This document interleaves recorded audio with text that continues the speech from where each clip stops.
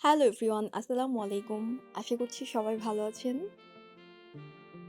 Vanilla cake তৈরি এবং ডেকোরেশনের একটা ভিডিও নিয়ে আপনাদের মাঝে চলে আসলাম আবারও। তো চলুন ভিডিওটা শুরু করি। তো প্রথমেই আমি শুকনো উপকরণগুলো চেলে নিব। এজন্য আমি একটা বাটি এবং একটা ছাঁকনি নিয়ে নিয়েছি। এবার আমি ছাঁকনির মধ্যে 2/3 কাপ ময়দা দিয়ে তার মধ্যে 3 টেবিল চামচ কর্নফ্লাওয়ার এবং 1 চা চামচ থেকে একটু কম বেকিং পাউডার দিয়ে খুব ভালোভাবে চেলে একটা সাইডে সরিয়ে রাখছি। এখন আমি ডিমের ফোম বা ডিমের ম্যারিনেটটা করব। এজন্য আমি একটা মিক্সিং বোলে 3টা ডিম নিয়ে নিয়েছি। আমি ডিম 3টা আধা ঘন্টা আগে ফ্রিজ থেকে বের করে রেখেছিলাম।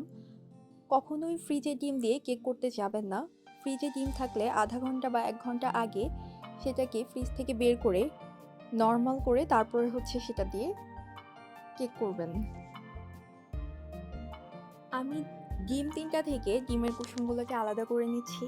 আপনারা চাইলে এখানে ডিমের কুসুম এবং ডিমের সাদা অংশ একই সাথে বিট করতে পারেন অথবা এভাবে আলাদা করেও বিট করতে পারেন। আমি 2টা পদ্ধতিতেই কেক তৈরি করে থাকি।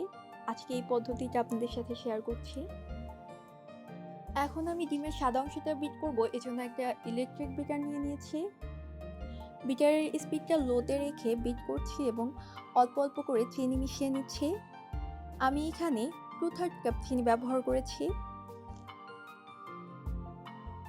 একটু সময় নিয়ে ডিমের ফোম বা ডিমের ম্যারাংটা তৈরি করতে হবে, না হলে কিন্তু ডিমের ফোমটা নষ্ট হয়ে যেতে পারে, তখন আর কেক ভালোভাবে ফুলবে না। আমি এখানে প্রায় 7 থেকে 8 মিনিট ধরে বিট করে ডিমের ফোমটা তৈরি করে নিয়েছি। ভিডিওতে খুবই ফার্স্ট দেখা যাচ্ছে কারণ আমি ভিডিওটা ফার্স্ট করে দিয়েছি, না হলে ভিডিও অনেক বড় হয়ে যেত। দেখতেই পাচ্ছেন আমার ডিমের ফোমটা হয়ে গেছে। ডিমের ফোম হয়ে গেলে ক্রিমি একটা টেক্সচার চলে আসে। এই পর্যায়ে বুঝে নিতে হবে যে ডিমের ফোম একদম পারফেক্ট হয়ে গেছে। এই পর্যায়ে ডিমের কুসুম 3টা দিয়ে হালকা একটু বিট করে নিয়ে তার মধ্যে 3 টেবিল চামচ সয়াবিন তেল, হাফ চা চামচ ভ্যানিলা এসেন্স দিয়ে 30 সেকেন্ডের জন্য বিট করে নিয়েছি। এখন এর মধ্যে শুকনো উপকরণগুলো মেশাবো, এজন্য একটা ছাঁকনি নিয়ে তার মধ্যে অল্প অল্প করে শুকনো উপকরণগুলো দিয়ে চেলে নিয়ে খুব ভালোভাবে একটা হ্যান্ড উইক্সের সাহায্যে ফোল্ডিং মেথডে এটাকে মেশাতে হবে। ডিমের ফোমের সাথে শুকনো উপকরণ মেশানোর সময় একদমই তাড়াহুড়া করা যাবে না। এটা ফোল্ডিং মেথডে আস্তে আস্তে মেশাতে হবে। আমি এখানে অনেকটা সময় নিয়ে আস্তে আস্তে মিশিয়ে নিয়েছি সবগুলো উপকরণ। আমি কেকটাকে 8 ইঞ্চির রাউন্ড মোল্ডে বেক করব, এজন্য আমি 8 ইঞ্চির রাউন্ড মোল্ডে কাগজ বিছিয়ে নিয়েছি। এবার এর মধ্যে সম্পূর্ণ ব্যাটারটা ঢেলে দিচ্ছি। হালকা একটু ট্যাপ করে কেকটাকে ওভেনে দিয়েছি। আমি 160 ডিগ্রিতে 30 মিনিট কেকটাকে বেক করে নিয়েছি। কেকটা একটু ঠান্ডা হলে আমি কেকটাকে ডিমোল্ড করে নিয়েছি। দেখতেই পাচ্ছেন কেকটা কতটা সফট হয়েছে। কেক স্লাইসার দিয়ে কেকটাকে 3 ভাগে ভাগ করে নিয়েছি।